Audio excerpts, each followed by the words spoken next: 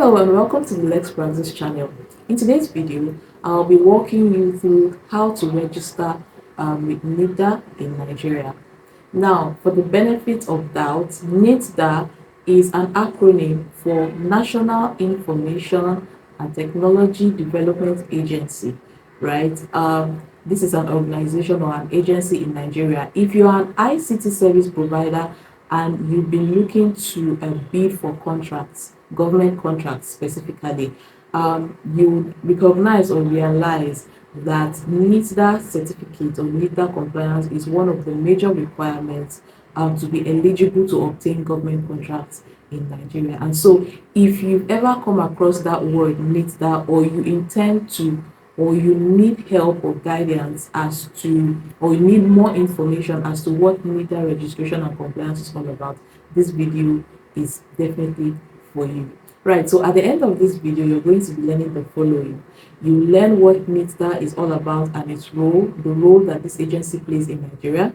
You'll also understand which businesses are required to register with NITDA. Not all businesses are necessarily required to be registered with this agency. You will also understand the difference between NITDA registration and general data protection and compliance. I'm sure you've heard about data protection. We are going to distinguish between NITDA registration and data protection because sometimes it's easy to intertwine the two, right? You also learn the documents and information that you need to make available to be able to conduct your registration with NITDA, and also would address common compliance mistakes as it concerns NITDA registration and compliance, and also penalty for non-compliance or non-registration with NITDA.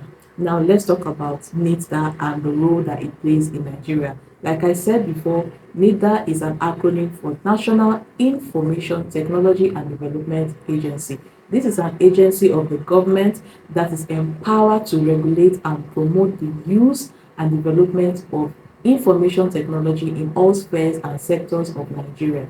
So anything that has to do with IT or ICT service provision in Nigeria and in any sector in Nigeria, this is where NITDA comes in. So they are empowered to develop how IT frameworks operate in Nigeria, the standards and the guidelines, regulations and policies. So anything ICT in any sector, right? This is where NITDA comes in. They are the agency empowered with that. So when it comes to operations and how it works, that's NITDA for you. Now, what businesses are required to be registered with NITDA?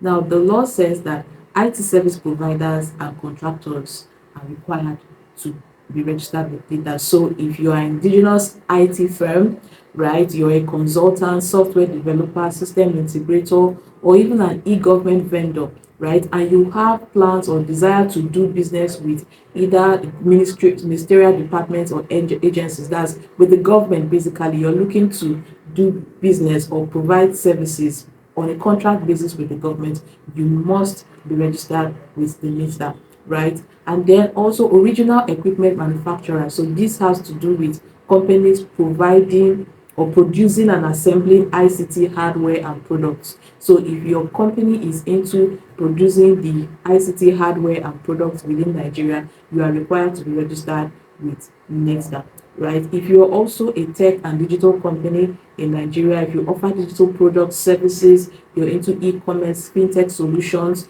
you are required to register with NITDA. And also, if you're a data controller and processor, we are also required to register with NITDA. So a data controller is basically it could be an individual or organization that determines what data and what data it collects or it obtains from its users and how that information is obtained, right? Let's give practical examples. So let's say that you are a payment processing platform, right? Ideally, you have users signed up to your platform, right? And in order to sign up or to use your platform, your payment platform, of course, you're also going to be taking sensitive information from the users, such as bank details, name, email, address, date of birth, even BVN, as the case may be, right, for verification purposes. So that way, if you're the person, your organization determines what information you're taking and how you're going to use that data to render the service that you render to your users.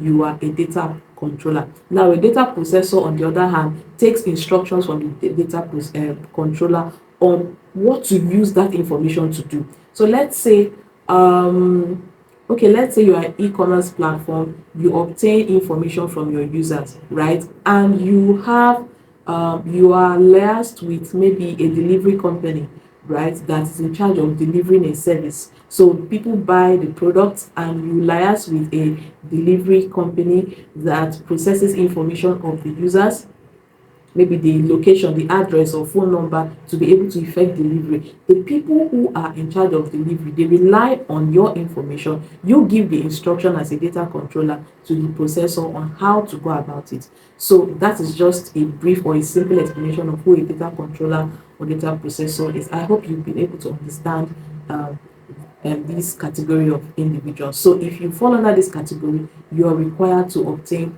NITDA registration. Now, why is NITDA registration important? Now, for the benefit of this video, we are focusing on how to obtain NITDA registration, especially for ICT service providers. We are not focusing on OEMs and the likes. We are just focusing on ICT service providers. So as an ICT service provider, why is NITDA registration important for you? It's important because if you don't comply, you are likely to face penalties and fines. So it's usually 2% of your gross revenue or 10 million, depending on which is greater. There is always a penalty for that, right? There is also a likelihood that if you are uncertified with NITDA, you cannot be patronized by the government for contracts, for obtaining or receiving contracts, right? So the government will not patronize you. Government MDAs will not patronize you if you do not have the NITDA registration or certification, right? So also registration and certification also gains confidence. It fosters confidence rather, sorry. It fosters confidence with your users and guarantees data privacy and protection of your users or clients. So you want to be able to, if your business or your service involves obtaining information, personal information of your users, you want to ensure that you are making them feel comfortable. uh, you need to assure them that the information that you are getting from them as an ICT service provider, depending on what category or what kind of service you're providing, that their information is kept or used appropriately. It is used for the purpose for which you tell them that you're using it. So NITDA registration fosters confidence and also promotes this issue of data compliance that is has become an issue of global and national importance, right? So that these are the reasons, the few amongst many reasons why NITDA registration is very, very important. Now, what's the difference between NITDA registration and general data protection compliance? Now, when you talk about NITDA registration,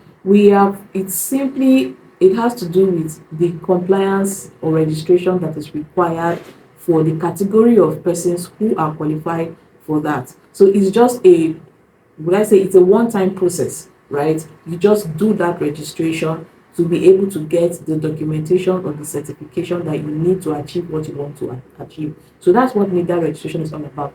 But data protection and compliance is it's a continuous process, right?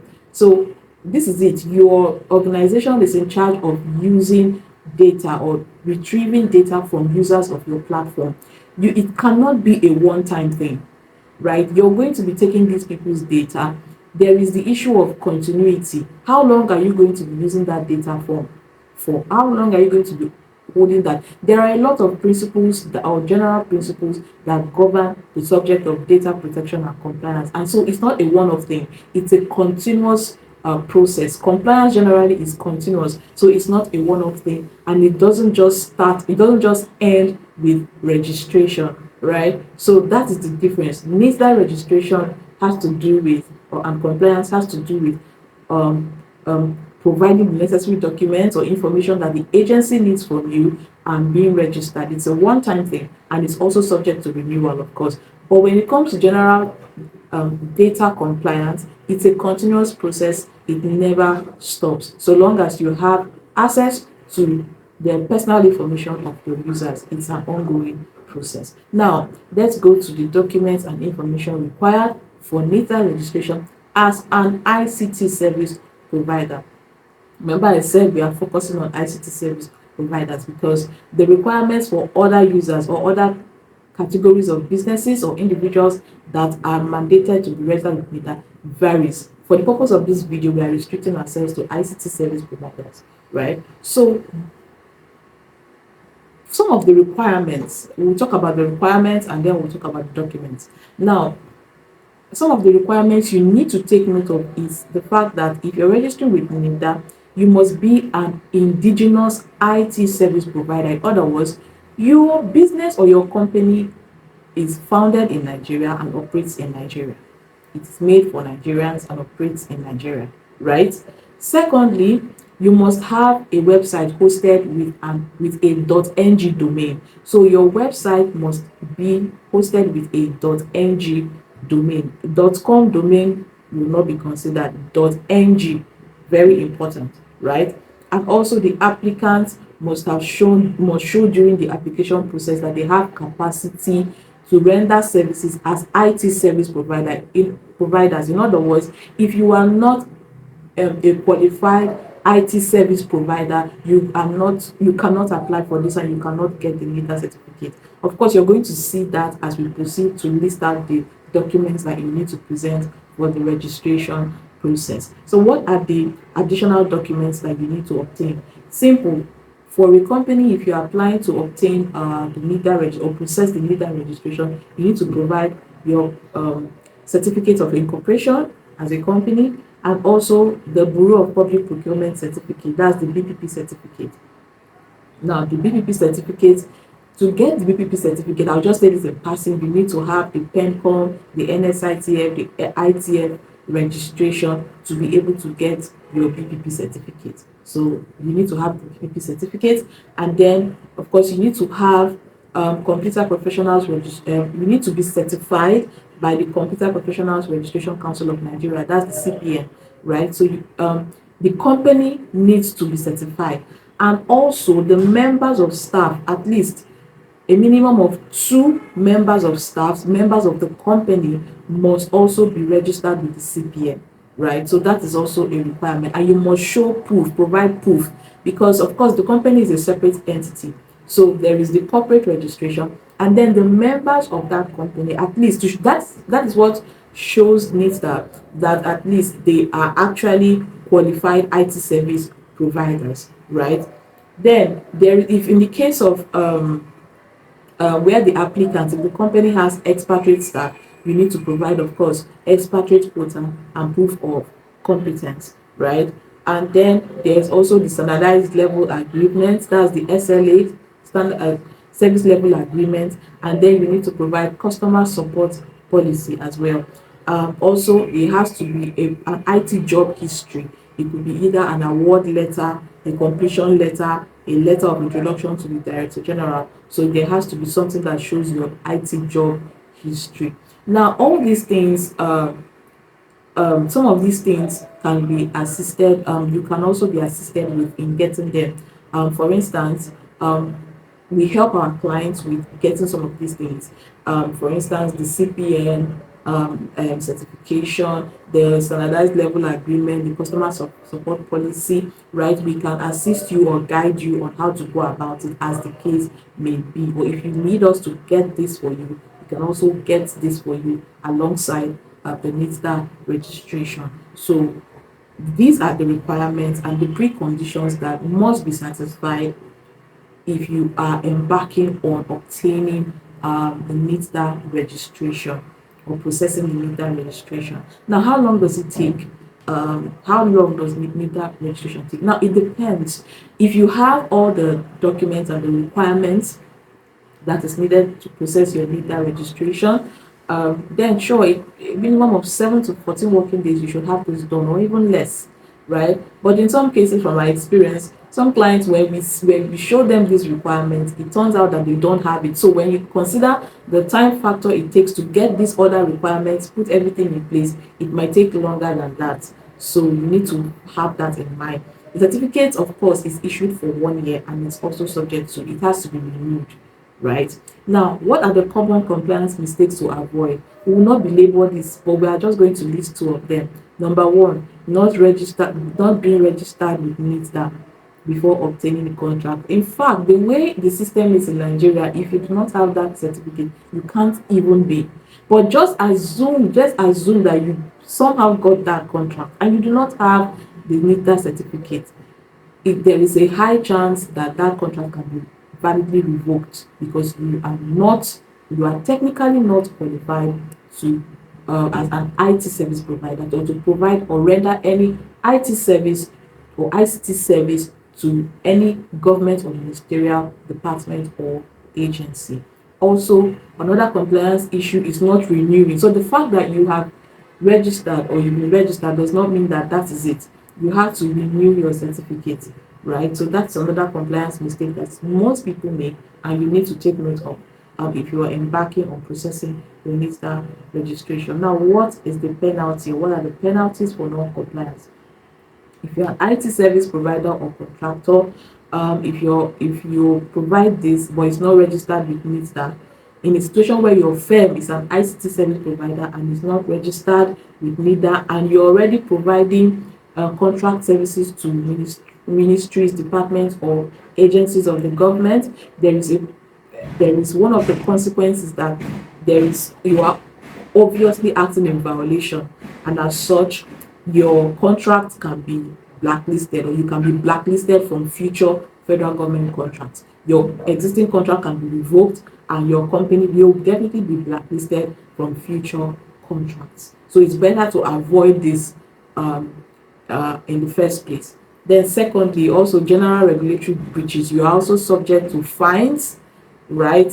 Fines, penalty of fines, right? So if you do not comply, there is a high risk that you are going to be imposed with sanctions such as payment of fines, right? So this is a summary of the penalty that comes with non-compliance for as an IT service provider when it comes to obtaining NITDA registration. And so with this, I hope you see the reason why getting the NITDA certificate or registration is important for you, especially if you are looking to provide or render ICT services to MDAs, that's ministries, departments, or government agencies within Nigeria.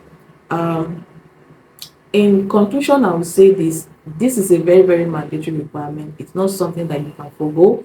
It's not something that you can wave aside. It's something that you have to do. And so if you are looking to um, apply for government contracts or position yourself within the government agency for whatever reason or whatever purpose, please ensure that you have your documents in order.